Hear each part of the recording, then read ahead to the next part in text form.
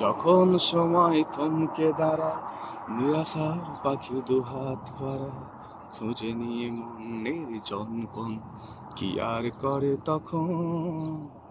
স্বপ্ন স্বপ্ন স্বপ্ন স্বপ্ন দেখে মন, স্বপ্ন স্বপ্ন স্বপ্ন স্বপ্ন দেখে মন। আজ 19 এপ্রিল 2026, রবিবার। শুভ সকাল প্রিয় বন্ধুরা। আজকে আমি এসেছি মর্নিং ওয়াকে এবং আসার পর রাজনৈতিক কিছু কথা আমার মাইন্ডে ঘুরছে এবং ভাবলাম কথাগুলো আপনাদেরকে শেয়ার করা প্রয়োজন। তার আগে বলে নিই, আমি কিন্তু কোনো দলের কোনো পার্টির দালালি করার জন্য আমি বসিনি এখানে। আমার কিছু কথা কিছু বলা প্রয়োজন, কারণ বর্তমানের চেয়ে উন্নত মানের দাস পৃথিবী কখনো দেখেনি। আর আজ সেই বিষয় নিয়েই কথা বলব। আমরা দেখছি কয়েকদিন পরে আমাদের বিধানসভা নির্বাচন আছে এবং আমরা যাদেরকে অ্যাসেম্বলিতে পাঠাচ্ছি তারা আসলে কি করবে আমাদের জন্য। আপনারা জানেন ভারতবর্ষের রাজনীতিকে, প্রত্যেকটা রাজনীতিকে ভারতবর্ষকে নিয়ন্ত্রণ করছে পুঁজিবাদীরা। এই পুঁজিবাদীরা হলো আমেরিকা, এবং তারা কিন্তু ডাইরেক্টলি এসে নিয়ন্ত্রণ করে না, তারা করে তাদের কিছু দালাল দিয়ে, এবং সেই দালাল হলো আরএসএস। এবং এই ধরনের দালাল শুধু ভারতবর্ষে না, অন্যান্য কান্ট্রিতেও আছে, যেমন পাকিস্তানে আইএসআই বা আরও অন্যান্য কান্ট্রিতে আছে এই ধরনের। আমি নামগুলো এক্স্যাক্টলি আমি এখন বলতে পারবো না, কারণ ভিডিওর জন্য নিরাপত্তা না।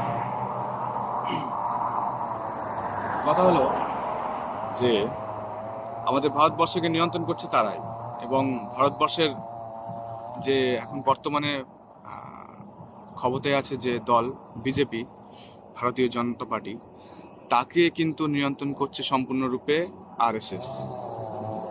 এবং এই আরএসএস শুধু বিজেপিকেই আরও অন্যান্য দলগুলোকে নিয়ন্ত্রণ করছে, আরও অন্যান্য দলগুলোকেও তারা নিয়ন্ত্রণ করছে। সেটা কিভাবে বুঝবেন সেটাই আজকের বলব। দেখুন,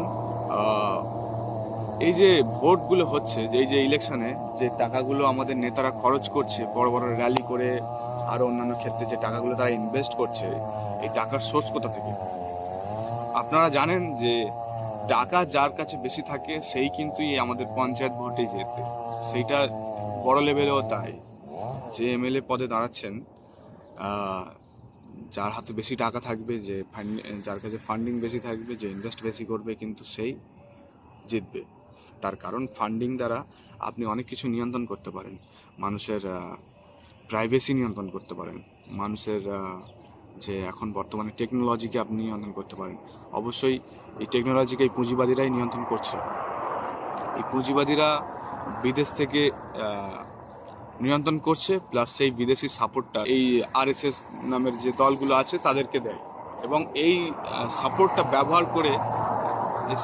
ব্যবহার করে আমাদেরকে শোষণ করা হয়। আপনি দেখবেন বিজেপি সরকার আদানি আম্বানির বিরুদ্ধে একটা শব্দ বলতে পারবে না। তার কারণ হলো এটাই যে যারা ফান্ডিং করছে তাদের ব্যাপারে তো আপনি কিছু বলতে পারবেন না, তারাই তো চালাচ্ছে আপনার দলটাকে, তারাই তো আপনার দলকে নিয়ন্ত্রণ করে। এবং যদি শুধু বিজেপিকেই তারা নিয়ন্ত্রণ করে, তাহলে যে গত লোকসভা ইলেকশন হলো সেখানে বিজেপির অবস্থা তো খারাপ হলো কেন? তার কারণ হলো এটাই, বিজেপি যে ধর্মকেন্দ্রিক রাজনীতি করছে সেটা অনেকটা বেশি আগ্রাসন চালাচ্ছে, এবং যেটা আরএসএস পছন্দ করে না। আরএসএস এর আলটিমেট লক্ষ্য কিন্তু শুধু হিন্দুত্ববাদকে স্থাপন করা নয়, তাদের আলটিমেট উদ্দেশ্য হলো যে মানুষকে মৌলবাদের দিকে ঠেলে দেওয়া। সেটা ইসলামে হতে পারে, ইসলামিক মৌলবাদী হতে পারে, সেটা হিন্দু মৌলবাদী হতে পারে। যখন মৌলবাদী হয়ে যায় তাদের একটা বিরাট সুবিধে হয়ে যায়, তারা তাদেরকে খুব সহজে নিয়ন্ত্রণ করতে পারে।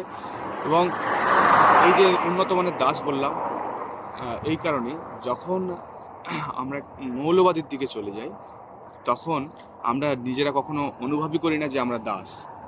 যেমন একটা কুকুরকে যখন আপনি পালন করবেন এবং তাকে একটি খাঁচার মধ্যে বন্দি করে তাকে বিভিন্ন রকম খাবার দেবেন, তখন সে কিন্তু খুব আনন্দের মধ্যেই থাকবে, সে বুঝবেই না যে সে বন্দি আছে।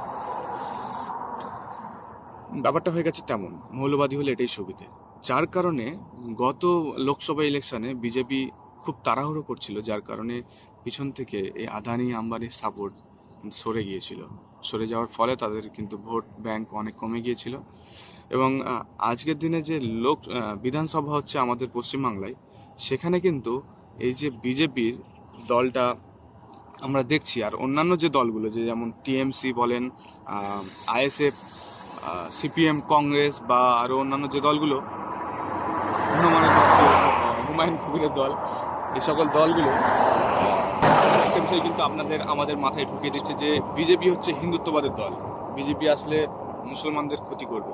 আসলেই তাই, আসলে ক্ষতি করবেই। কিন্তু কথা হলো যে শুধু বিজেপি কি ক্ষতি করবে আর অন্যান্য দল কি ক্ষতি করবে না? এই যে মুফাক্কিরুল ইসলাম, তাকে জেলে ভরা হলো।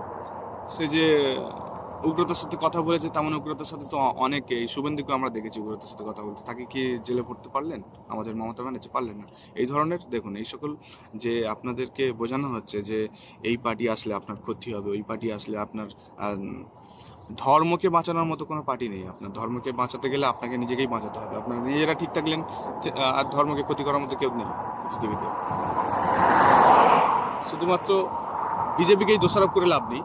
আমরা যে অন্যান্য পার্টিগুলো দেখছি, তাদের ফান্ডিংটা আসছে কোথা থেকে? তারা যে বড় বড় র্যালি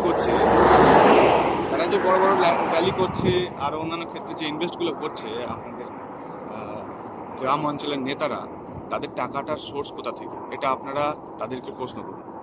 তারা যদি ক্লিয়ারলি আপনাকে বলতে পারে যে তাদের টাকার সোর্স কোথায়, আমি বলবো সেই হবে আসলেই আপনার একান্ত নেতা। কিন্তু তারা পারবে না। তাদেরকে একটা কথা বলতে শুনবেন যে তারা বলে যে দলের সিদ্ধান্তই চূড়ান্ত, দল যেটা সিদ্ধান্ত নেবে তারা সিদ্ধান্ত নেবে। আর ভাই, দল যেটা সিদ্ধান্ত নেবে তারা যদি করে, তাহলে আমরা ভোট দিয়ে আপনাকে কেন জিতাবো? আমাদের অধিকারটা নিয়ে তাহলে কে বলবে? আমাদের প্রয়োজনটা নিয়ে কে কথা বলবে? তাহলে যদি আপনার অঞ্চলে একটা তেলের খনি পাওয়া যায় বা একটা ভালো সম্পদ পাওয়া যায়, দল তার স্বার্থে সেই তেলের খনিটাকে তুলে নিয়ে যাওয়ার চেষ্টা করবে। এবং আপনি যাকে অ্যাসেম্বলিতে পাঠাচ্ছেন, যে নেতাকে আমরা সবাই মিলে পাঠাচ্ছি, সেই নেতা ওই তেলের খনির যে অধিকার নিয়ে যদি কথা না বলে আমাদের জন্য, তাহলে সে যদি শুধু দলের কথা বলে, তাহলে আমরা কেন তাকে পাঠাবো অ্যাসেম্বলিতে? কিন্তু ব্যাপার হয়ে গেল এখানে যে তাদের কাছে যে ফান্ডিংগুলো আসছে, সেটা কে দিচ্ছে, কোথা থেকে আসে, এবং যেখান থেকে আসে তাদের কথাই শুনতে বাধ্য করবে। যেমনটা বিজেপি লোকসভা ইলেকশনে হারার মুখে পৌঁছে গিয়েছিল, তেমনভাবে যে কোনো দলকেই এই পুঁজিবাদীরা হারিয়ে দিতে পারবে। বর্তমানে ভারতের টপ 10 রিচেস্ট পার্সনের মধ্যে 6টা ব্যক্তি এখন কলকাতায় আছেন। তারা কি করছেন ওখানে? এটা আমি বলবো না, আপনারা খোঁজ নেবেন তারা কে, কোথা থেকে এসছে, কি করছে ওখানে। আর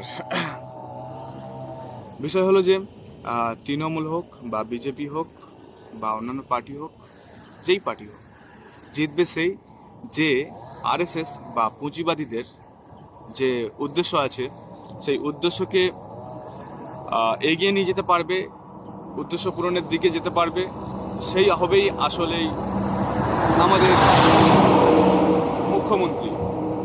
এটা আপনাকে মাইন্ডে রাখতে হবে। আপনি ভাববেন না যে মমতা দিদি আসলেই আপনার অধিকার আপনি ফিরে পাবেন, বা আইএসএফ আসলেই আপনি আপনার অধিকার ফিরে পাবেন। অধিকারে আসতে গেলে তাদেরকে নিতে হবে সাথে, কারণ একটা বড় ফান্ডিংয়ের প্রয়োজন। আপনার দেশকে উন্নত করতে গেলে, আপনার রাজ্যকে উন্নত করতে গেলে একটা ফান্ডিংয়ের প্রয়োজন। সেই ফান্ডিংটা আসবে কোথা থেকে?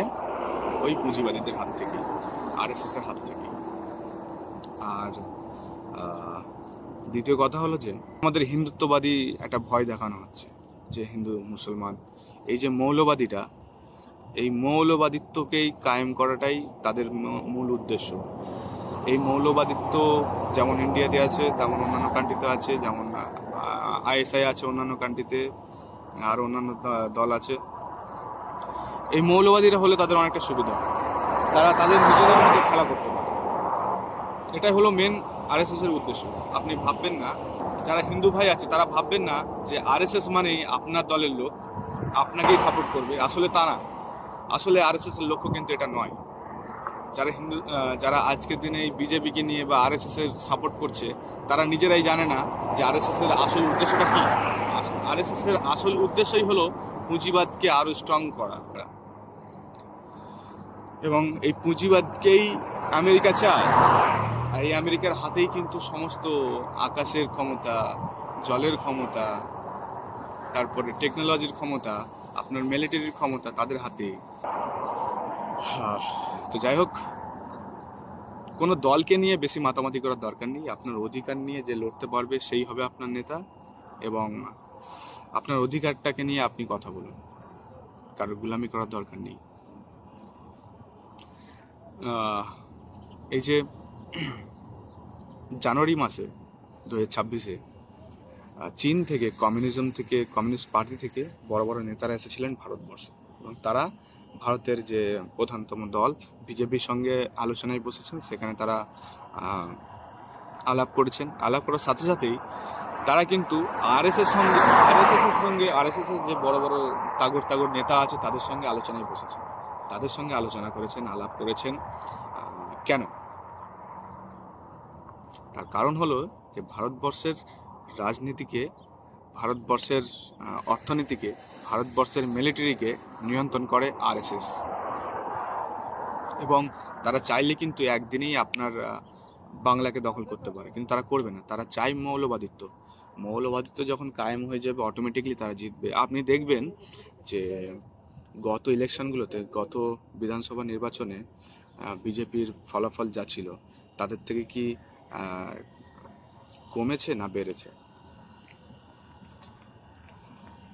সেই ফলাফলগুলোকে যদি আমরা হিসেব করে দেখি, ডে বাই ডে তাদের যে ভোট সংখ্যা ছিল, ভোট ব্যাংক ছিল, সেটা কিন্তু ধীরে ধীরে এগিয়ে যাচ্ছে। আর এই নির্বাচনেও তারা এগিয়েই যাবে।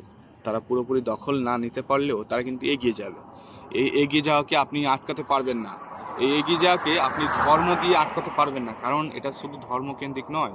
ধর্মকেন্দ্রিক মৌলবাদিত্বকে স্টাবলিশ করাই হলো তাদের লক্ষ্য। যখন এস্টাবলিশ হয়ে যাবে তখন আপনার রাজ্যের আর প্রয়োজন পড়বে না। তারা ইন্ডিভিজুয়ালি কানেক্ট হয়ে যাবে এবং ইন্ডিভিজুয়ালি তারা নিয়ন্ত্রণ করবে। আপনি যে এটিএম কার্ড ব্যবহার করবেন, আপনাকে আরও ডিজিটালি আপনার লাইফকে ডিজিটালভাবে উপস্থাপন করা হবে, তখন আপনি সম্পূর্ণভাবে তাদের হাতে নিয়ন্ত্রণ হয়ে যাবেন। এটাই হলো তাদের মূল লক্ষ্য। ভালো থাকবেন। আর কথা হলো একটা, মানুষ কিন্তু কখনো কোনো লড়াইয়ে জিততে পারেনি, কিন্তু আশ্চর্যজনক বিষয় হলো মানুষ যেটা হারেনি সেটা হলো মানুষের লড়াই কিন্তু কখন হারেনি। আমাদের পূর্বপুরুষেরা লড়াই করেছেন তাদের অধিকারের জন্য, সে সময় ওনারা হেরেছেন, কিন্তু ওনাদের যে লড়াইটা কিন্তু হারেনি।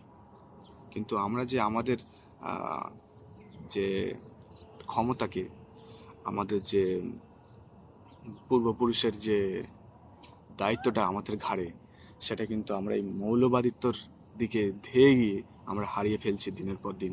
আমরা ভুলে গিয়েছি আমাদের ভিতরের শক্তিকে, আমরা ভুলে গিয়েছি কিভাবে আমাদের অধিকারগুলোকে ছিনে নিতে হয়, কিভাবে আমাদেরকে সংগ্রাম করতে হয়। সংগ্রাম ছাড়া এই পুঁজিবাদীকে আপনি কখনোই ধ্বংস করতে পারবেন না। এই পথ হলো সংগ্রাম। বাবা সাহেব আম্বেদকর বলেছিলেন, this Swaraj is there Swaraj. If you want to live as a human being, you must to stand on your own legs. অর্থাৎ সংগ্রাম ছাড়া আপনি আপনার অধিকারকে ফিরে পাবেন না। সংগ্রামই আপনার একমাত্র পথ। আর এই সংগ্রাম, এই আপনার অধিকারকেই আপনাকে ফিরে দেওয়ার জন্যই ইসলাম ধর্মে জিহাদের ঘোষণা করা হয়েছিল। আপনারা দেখবেন যে ইসলামিক ইতিহাসে যখন জিহাদ করেছিলেন নবী সাল্লাল্লাহু আলাইহি সাল্লাম, তখন ঠিক এইভাবেই পুঁজিবাদীরা নিয়ন্ত্রণ করছিল সমস্ত কিছু এবং মানুষকে দাসে পরিণত করেছিল। সেই দাসত্ব বোধ থেকে মানুষকে ফিরিয়ে আনাই ছিল ইসলামের জিহাদ। এই জিহাদকে আজকের দিনে সবচেয়ে বেশি ভয় করে পুঁজিবাদী, যার কারণেই আপনাকে এই জিহাদের নামে ভুল মেসেজ দেওয়া হয়। আপনারা ভাবেন যে জিহাদ মানে মানুষকে কতল করা, আসলে কতল করাটা হলো আপনাকে ভুল মেসেজ দেওয়া, যাতে আপনি জিহাদকে অ্যাকসেপ্ট না করে, আর এই জিহাদকেই পুরো পৃথিবী ভয় করে, মানুষের সংগ্রামকে পুরো পৃথিবী ভয় করে। মনে রাখবেন, আপনার চেয়ে শক্তিশালী, আপনার ঐক্যের চেয়ে শক্তিশালী পৃথিবীতে আর কিছুই নেই। বড় বড় ইমারত, বড় বড় বিল্ডিং, বড় বড় জাহাজ তৈরি হয় আমাদের দ্বারাই। পুঁজিবাদীরা নিয়ন্ত্রণ করে আমাদেরকে। আমরা যদি আবার ঐক্যবদ্ধ হতে পারি, আবার একটি সোনালী সকাল দেব। ধন্যবাদ, ভালো থাকবেন।